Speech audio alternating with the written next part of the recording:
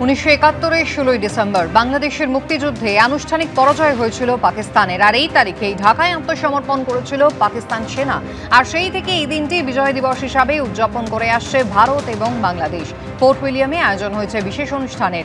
এবারের বিজয় দিবস বিশেষভাবে তাৎপর্যপূর্ণ। একদিকে বাংলাদেশ থেকে ভারতের বিরুদ্ধে বিদ্বেষ বিষ ছড়িয়ে যুদ্ধ জিগির তোলা হচ্ছে, আর অন্যদিকে বাংলাদেশের স্বাধীনতা যুদ্ধে ভারতের অবদানের কথা স্বীকার করে আজ ফোর্ট উইলিয়ামে বিজয় দিবসের অনুষ্ঠানে উপস্থিত থাকবেন কয়েকজন মুক্তিযোদ্ধাও। বাংলাদেশ থেকে 9 জনের প্রতিনিধি দল এসেছে। আজ বিজয় দিবস কলকাতার ফোর্ট উইলিয়ামে ইতিমধ্যে প্রত্যেকবারের মতন এবারও পালন করা হচ্ছে এই বিশেষ দিন। ইতিমধ্যে যেটা জানা যাচ্ছে যে বাংলাদেশ থেকে 9 জন ডেলিগেশন টিম বা 9 জনের টিম তারা ইতিমধ্যে এসে পৌঁছেছেন। বাংলাদেশের সঙ্গে ভারতবর্ষের সম্প্রতি বেশ কয়েকটি ঘটনার পরিপ্রেক্ষিতে সম্পর্কের যে বাতাবরণ তৈরি হয়েছে, তারপরে বিদেশ সচিব পর্যায়ে বৈঠকের পরই বাংলাদেশের তরফ থেকে জানানো হয়েছে যে তাদের ডেলিগেশন টিম এসে উপস্থিত হবে।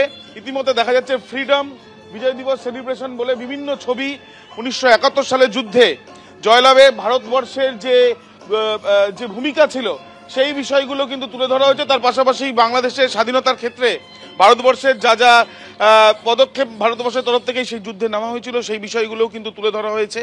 এবং ডান দিকে দেখাতে বলবো অজয় দাস আমার ক্যামেরা পার্সনকে, যেখানে ঢাকায় স্যারেন্ডার হচ্ছে পাকিস্তানি আর্মিরা, সেই ছবিগুলোও এখানে দেওয়া হয়েছে। এবং তার সঙ্গে সঙ্গে এখানে আজকের এই বিশেষ দিন অত্যন্ত গুরুত্বপূর্ণ, তার কারণ শুরু থেকেই একটা অনিশ্চয়তা ছিল যে বাংলাদেশ থেকে ডেলিগেশন টিম উপস্থিত থাকবে কিনা, কিন্তু বিদেশ সচিব পর্যায়ে যে বৈঠক সেই বৈঠকের পরেই সিদ্ধান্ত নেওয়া হয়েছে যে বাংলাদেশ বিশেষভাবে তাদের ডেলিগেশন টিম পাঠাবে।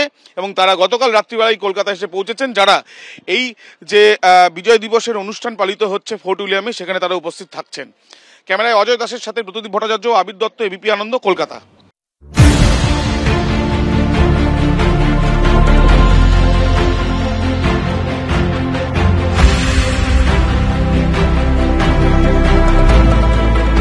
The Indian Army is in Bangladesh. Your air force has been destroyed. You are surrounded on all sides, and if you don't surrender, you will be killed unmercifully.